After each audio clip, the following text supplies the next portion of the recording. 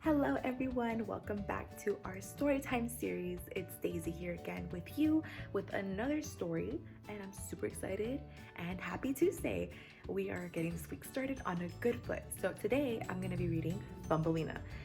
I hope you enjoy and continue watching, and also subscribe because we have a lot of new voices joining us on our YouTube channel, and I'm super excited because they're all amazing. So stay tuned. Today we'll be reading Thumbelina.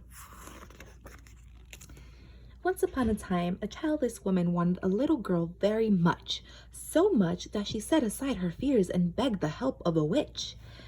"A little girl you shall have, dearie," the witch cackled. She gave the woman a seed to plant, and lo and behold, a single flower soon shot up.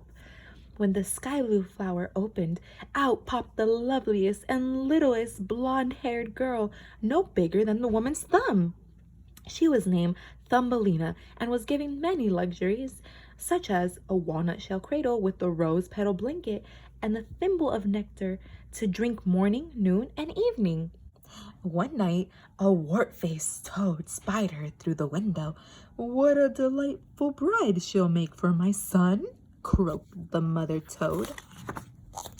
The old toad seized the cradle with the sleeping girl in it and hopped off to a nearby stream. "Ribbit, chugga-rump," croaked her son. "Quiet!" the mother shushed as she set the cradle on a lily pad, "or you'll wake her." At daybreak, Thumbelina stretched, yawned, and saw that something was dreadfully wrong. The mother toad introduced her son to Thumbelina. "I just know you two will be happy together," the elder toad croaked. The two toads hopped away to build a new home for the couple, and Thumbelina wept. A school of pike heard her sobs and decided to help. They bit through the stalk of her lily pad, and Thumbelina drifted away on water. As Thumbelina floated downstream, a black-winged beetle flying overhead noticed her. "What a remarkable creature," he thought. "I'll bring her home with me." He swooped down and snatched her off to a dim forest. His fellow beetles gathered around and looked at Thumbelina carefully. "Ugh, look at all that long, shiny hair," said one.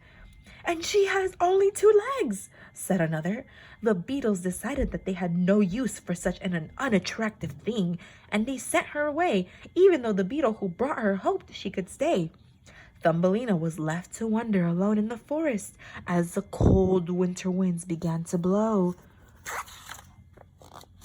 As she wandered, shivering and hungry, Thumbelina stumbled over a small hole in the ground. "Who's there?" demanded a squeaky voice, but Thumbelina's lips were too frozen to move. "Dear, dear," said a field mouse as she poked her nose out of the hole. "Come inside before you catch your death." The mouse could be quite friendly when she wanted something, and she offered Thumbelina a home for the winter. "But you must keep house and tell stories at tea time," insisted the mouse, "and do the same for my neighbor. He's a wealthy mole who, by the way, is looking for a wife." At that instant, a furry head with spectacles poked its pink nose through the entrance. "Why, speak of the devil!" shrieked the mouse.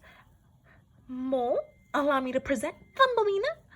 "Charmed, I'm sure," mumbled the nearsighted mole as he bowed low.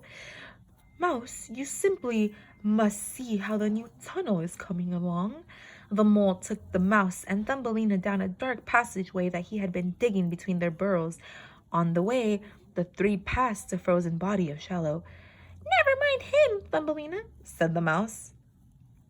"Be glad you have arms instead of wings," muttered the mole, "and more sense to let yourself freeze to death." That night, Thumbelina went back to where the bird lay. Listening at his breast, she heard the faintest heartbeat, so she covered him with a grass blanket and put her arms around him. After a while, the bird opened his eyes. "Where am I?" chirped the swallow, coming to his senses. "You've saved me. However can I thank you?" Thumbelina promised to nurse the swallow until he was strong enough to fly. Meanwhile, the mouse, who wanted a maid, and the mole, who wanted a wife and a maid, agreed that Thumbelina was just what they were looking for. They decided that when summer came, Thumbelina and the mole would be married. The day came for the swallow to depart. He asked Thumbelina to go with him, but she thought it would be unkind to leave after the mouse had been so nice to her. The swallow sadly twittered goodbye and flew away. Down below, the mouse called for yet another tea time story, and when Thumbelina returned, the mouse told her the mole had asked for her hand in marriage. Thumbelina refused to marry the mole, but the mouse insisted that she must. Soon the wedding day arrived, and so did the mole, wearing a frock coat and carrying 2 plain gold bands. Poor Thumbelina ran above ground. "Oh, why didn't I fly away when I had the chance?" she cried. Suddenly, a winged shadow passed overhead. "Better late than never," called the swallow. "Will you come with me now?" Thumbelina joyfully climbed on his back, and the two flew south to a magical land of clear waters, powdery beaches, and flowers that blossomed all through the year. The swallow lowered Thumbelina onto a daisy and flew away. The girl looked right and left and noticed a handsome young man perched on a nearby flower. He had transparent wings and a gold crown. The best of all, he was just about Thumbelina's size. Their eyes met and they fell in love instantly. "I am king of the daisies," said the young man, gesturing toward little winged lords and ladies who peeked from behind flower petals. "I have thousands of subjects, but none like you. Be my queen," he begged as he kissed Thumbelina's hand. "I will gladly be your wife," Thumbelina replied. The king's subjects flew to Thumbelina and presented her with a pair of gossamer wings that fit her perfectly.